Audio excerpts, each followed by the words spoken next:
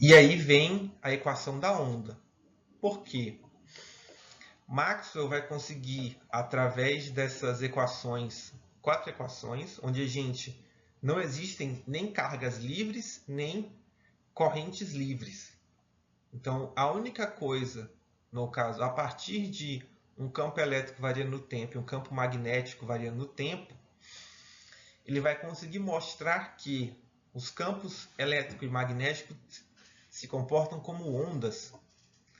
E, no caso, o nosso objetivo é mostrar que, a partir dessas equações, nós podemos chegar nesta equação, que é a equação que descreve uma onda transversal que se propaga com velocidade v e se desloca na direção z. Lembrando que, no caso de ondas transversais, a oscilação ocorre perpendicular à direção de propagação. Por simplicidade, a gente vai dizer que existem esses dois campos que a gente vai considerar aqui, são dessa forma aqui, ou seja, todas as componentes x, y e z variam em função de z e t.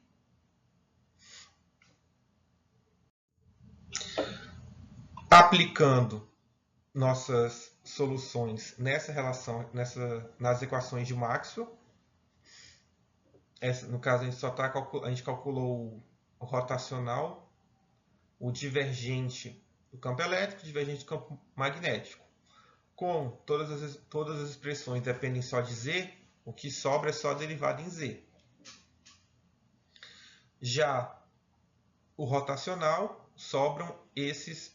Na verdade, a gente tira o rotacional e a gente obtém esses termos.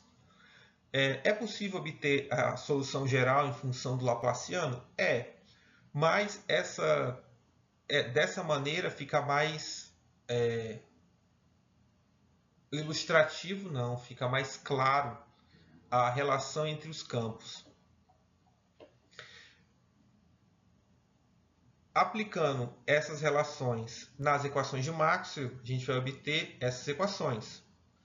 Sendo essas duas aqui, a gente já observa que o campo magnético na direção z, derivado em z é igual a zero, tanto no campo elétrico quanto no campo magnético. E que desse lado a gente tem uma expressão vetorial, que é tudo bem porque a rotacional gera um vetor. Aqui a gente também tem um vetor, só que é um vetor variando no tempo.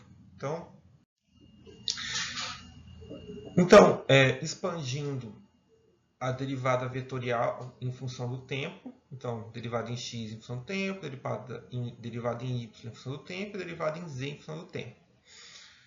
Pela análise visual, a gente já consegue observar que a derivada da componente z em função do tempo vai ser igual a zero, devido à componente vetorial, tanto para o campo elétrico quanto para o campo magnético. Quando a gente faz a separação por componente, a gente vai obter esses dois conjuntos de equações. No caso, o primeiro conjunto relaciona a componente y do campo magnético com a componente x do campo elétrico. Enquanto no segundo sistema, a gente tem a componente magnética x relacionada com a componente elétrica y. A maneira de a gente obter as funções de onda que estão desse lado está bem destrinchado no e-book. Aqui a gente só vai fazer a transição direta. Então, eu vou ter dois conjuntos. Um conjunto onde a componente x começa com campo elétrico e um conjunto onde a componente x começa com campo magnético. Sempre com o campo elétrico e magnético sendo perpendiculares um ao outro. Então a gente vai ter duas ondas transversais. Uma devido ao campo elétrico e outra devido ao campo magnético. Sendo que cada onda se retroalimenta, porque a gente observou que a variação do campo elétrico vai gerar o campo magnético, a variação de campo magnético gera campo elétrico. Eu vou escolher o sistema que tem o campo elétrico na componente x. Relembrando a definição de uma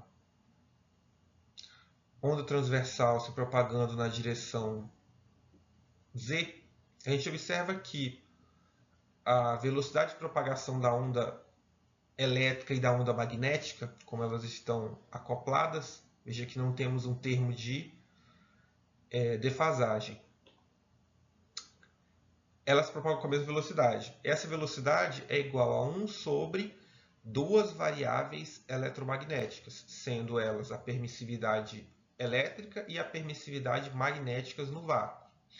Essas duas variáveis eram bem conhecidas e são obtidas a partir de experimentos puramente eletromagnéticos.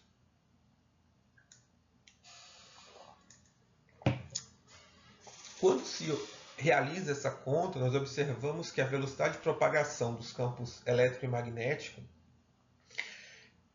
é, se não exatamente, com grande concordância no valor conhecido da velocidade da luz da época. Foi esse resultado experimental a primeira confirmação ou o primeiro indício concreto de que a luz é composta de campos elétricos e magnéticos variando no tempo. E esse feito, a obtenção desta velocidade de propagação, foi o ponto de partida, ou no caso foi o ponto que unificou a ótica com o eletromagnetismo, porque a gente agora sabe que eles são a mesma coisa, ou no caso, os raios de luz são campos eletromagnéticos.